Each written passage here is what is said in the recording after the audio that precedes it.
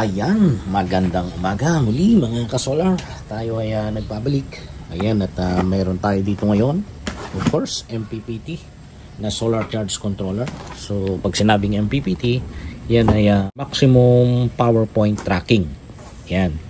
So, ito ay pwede sa 12 volts, pwede sa 24 volts, pwede sa 36 volts, pwede sa 48 volts. At automatic yan, automatic MP series.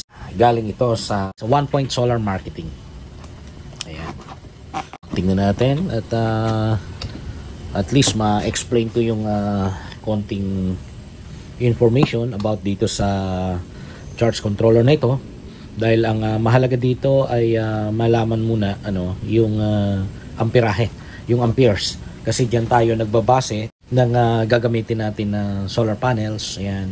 Bukod dun sa voltage, pagbabasayan din natin yung BOC ng solar panel na ikakabit natin. At saka syempre yung BMP at yung IMP naman para ma-match natin yung amperahe ng ating solar charge controller.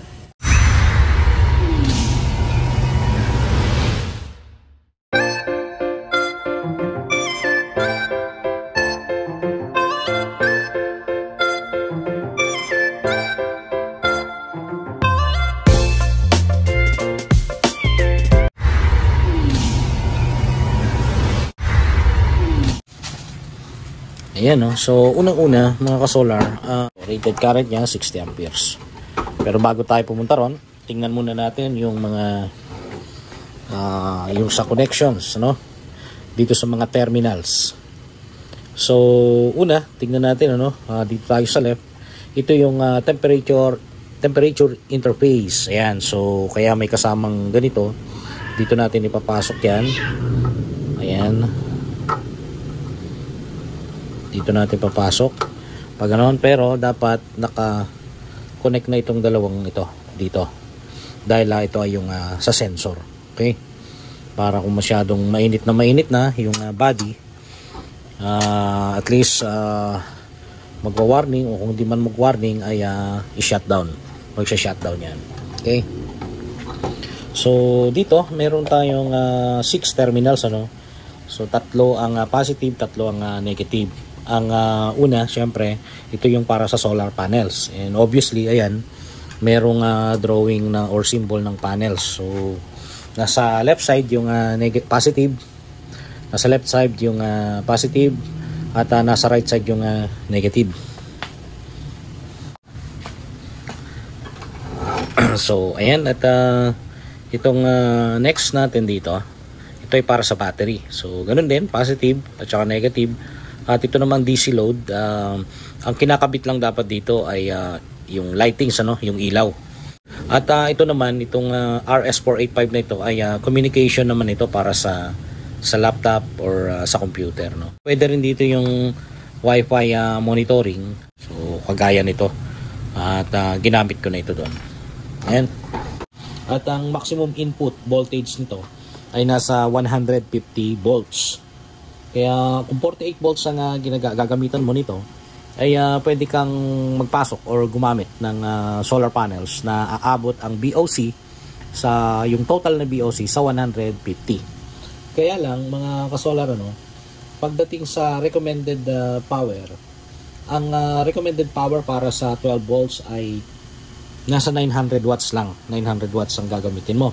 So ibig sabihin, pwede kang gumamit ng 2 pieces na 450 watts ay para sa 12 volts. It's either i-series mo o kaya i-parallel mo. At tatandaan ninyo, pag siniris ninyo ang connection ng panels sa series, yung amperahe ay hindi nagbabago. So constant yon. Kung gagawin mong parallel, ang amperahe ay magbabago dahil mag-a-add up. So lalaki. Kaya lang yung voltahe ay magre-remain the same. So, pagdating sa 12 volts, ang recommended module power mo, yung module, ang tinutukoy dyan ay yung solar panel. Sa 12 volts ay 900 watts. At para sa 24 volts naman, ang recommended input power mo or yung module power ay nasa 1,700. So, kung meron kang 500 watts, ang pwede mo lang i-connect either series or parallel ay 3 piraso na 500 watts. At kung meron namang sasakto para doon sa 1700 na pare-parehas ang maximum power ng panel, ay pwede mo namang i-max out yan, i-maximize.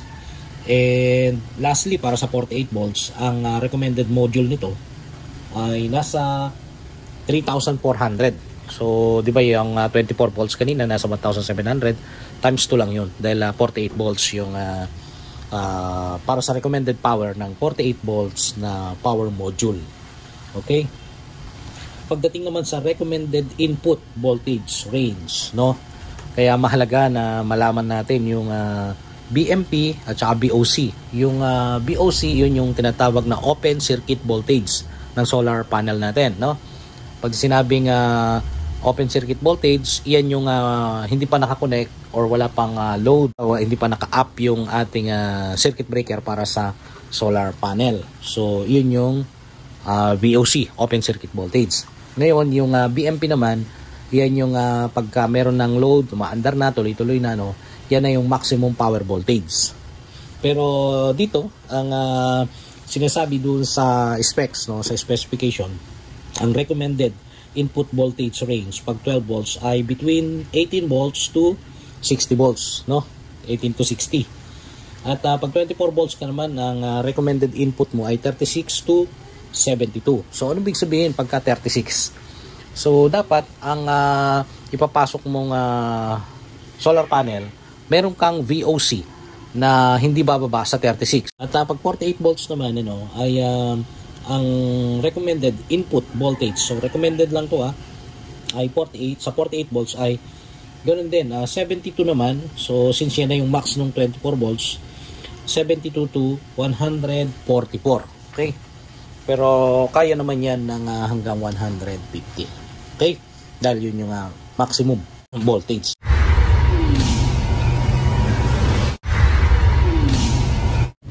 Kunin lang natin yung sukat, ano, yung dimension. So, pag ito ay nakalagay na sa wall, ayan, tingnan natin yung sukat. Ilan na aabutin, ayan. Nasa 23 centimeters yung lapad dito at saka dito, no, 23. Pero dito sa harap, ayan, 20 centimeters lang, 20. At yung height, ano, tingnan natin yung height. Ayan, nasa 31 centimeters. At yung thickness, no, kung dito lang sa likod, ayan, nasa 8 centimeters. So including ito, papasok siya sa 9.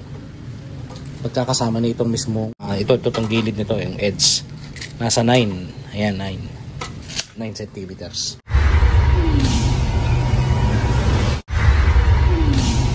Ito mismo yung LCD display. Itong portion na to. Ito ay indicator light ito. Charge indicator light ang tawag dito. At ito naman yung function menu. Dito tayo mag-a-adjust, ano, pagka kung sakali meron tayong gagawing parameters. Kaya pipili tayo dito. And then kung may napili na tayo, pipindutin natin yung enter. So yung enter button. At ito ang tawag dito sa baba, wiring plate. No, dahil diyan tayo, pag binuksan natin ito, dali buksan na nga natin.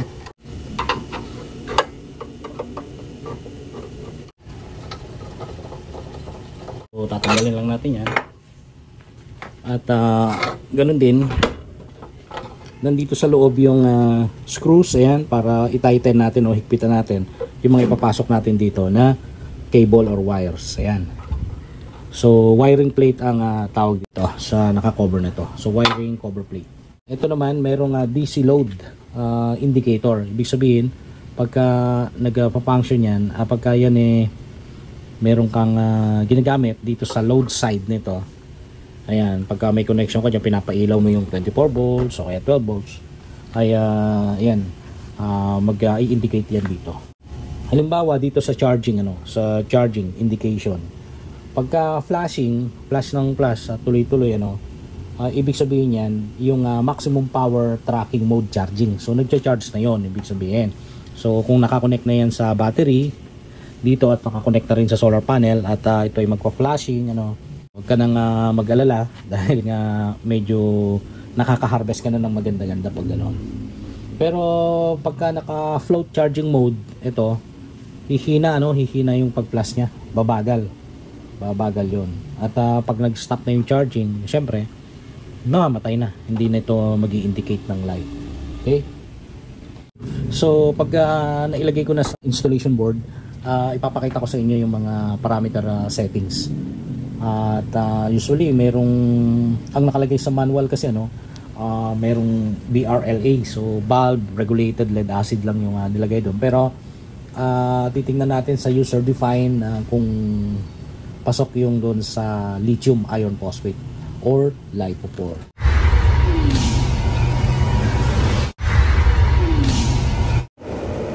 So yun mga ka-solar, no? Pagpapatuloy ng ating review ng 60 amps na one solar charge controller na MPPT or maximum power point tracking. Ayan, so sa ngayon nakikita nyo nagbi-blink na. Ito yung sinasabi ko kanina na nagpa-flashing. So ibig sabihin na pag nagpa-flashing, yan ay nag-harvest. At ito naman, itong DC load na to, naka-stay lang yung green. Ibig sabihin niya na sufficient yung load para halimbawa maglagay ka ng ilaw na DC bulbs, ano.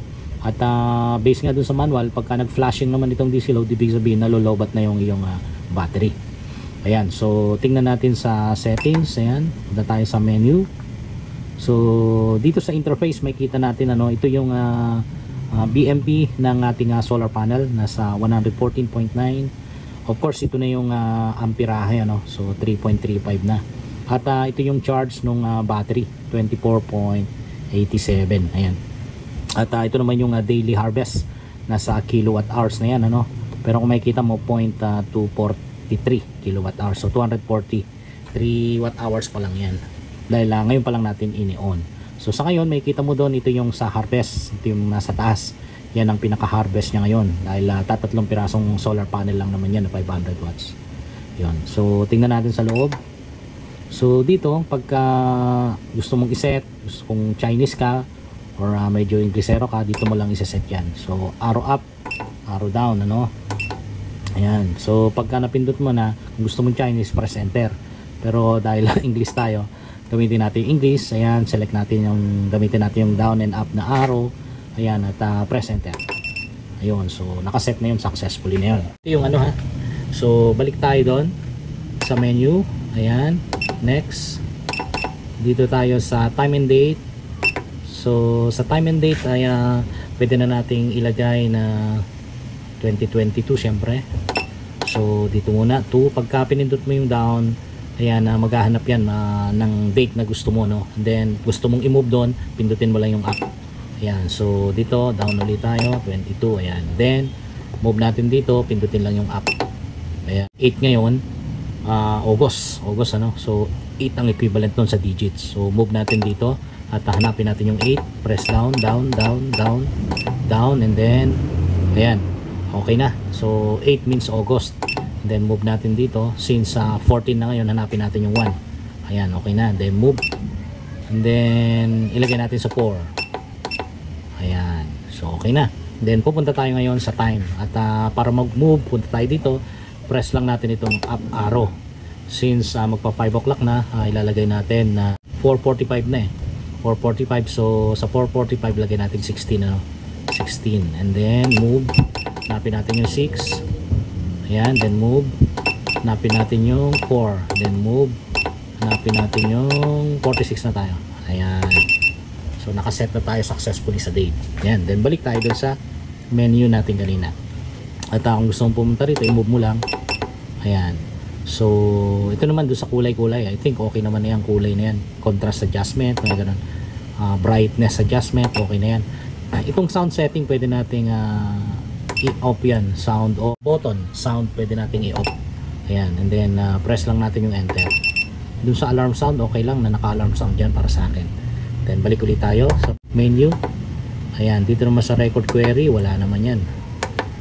Wala pa. Sa delete record, information, ayan, may kita mo yung sa information, battery, lithium, ayan. charge voltage, so kung lithium 24 volts yung volt rate, limit 21 volts, yung charge current 60 amperes, charge voltage 27. Okay, so balik tayo doon sa labas. DC output settings, so automatic na ito, ilagay mo na lang na automatic kung ano yung voltage mo dito, yan na rin yung lalabas doon sa yung dito sa baba yung load side, DC load side. So labas ulit tayo, punta tayo dito sa communication setting. Ang communication setting natin dito parang 2,400 tingnan nyo, yan 2,400 yan yung BPS based dun sa manual, kasi itong 94, tingnan natin yung 9496 na yan sa DEA yun alam ko sa DEA yun. So 24, ayan communication setting, kaya lang wala tayong wala tayong pang communicate dyan yung wifi so yung address 01, ayan. So kung gusto niyo namang parameter settings, ayan, bago tayo makapasok sa parameter settings kailangan muna ipasok yung password. So tatlong down, tatlong up, down, down, down, up, up, up, ayan. So kung battery settings ang hinahanap natin, ayan, pwede tayong mamili, ayan. So ngayon nasa lithium ion na yan, pero meron dyan yung IGM, gel, SLA, yung silted acid, ayan, lithium ion and customized, kasama na yung LiPo core dyan. Okay, so labas tayo, and then move battery rated voltage, ayan. So 24 yung nilagay natin, tingnan natin 36, ayan, 12, pero ayan sa 24 natin nilagay dahil 24 volts tayo. So charge voltage settings, ayan, dun sa lithium natin pwede nating taasan to sa floating, sa bagay pwede na to, itong 27.6 okay na yan. So ayan, so labas tayo. Charge current setting, ito yung amperahe pag magcha-charge ka. Ayan, so maximum at set value, pwede naman, pwede ko namang ibaba lang yan sa 50, pero mas maganda naka na lang 60. 60 na lang. So labas ulit tayo, punta tayo dito sa discharge limit voltage, ayan, sa discharge limit voltage sa recovery nakalagay sa 25, actually dun sa isa nilagay ko 24 sa inverter, so imamatch ko na lang, ilagay ko sa 24. Ayan, tapos dito sa voltage protection, under voltage protection, pwede na yan 21. Over voltage recovery 29, over voltage protection 32. Okay na yan, so set. And then labas tayo, then last factory reset. So ayun, wala na. Yun lang ang setting natin, yun lang mga ka-solar. At dahil dyan ay dyan na natin tatapusin ang ating coverage ng ating review dito sa ating MPPT na 60 amps, pakalaki. Yan mga ka-solar, ako ay magpapaalam na, at as usual, usap ulit tayo sa susunod na video. At kung mayroon kayong katanungan tungkol dito sa solar charge controller ng One Solar, ayan, galing sa One Point Solar Marketing, ay pakilagay lang sa comment section at ako aking sasagutin yan. So hanggang sa muli, ang inyong ka-solar, si Solarez. Bye bye.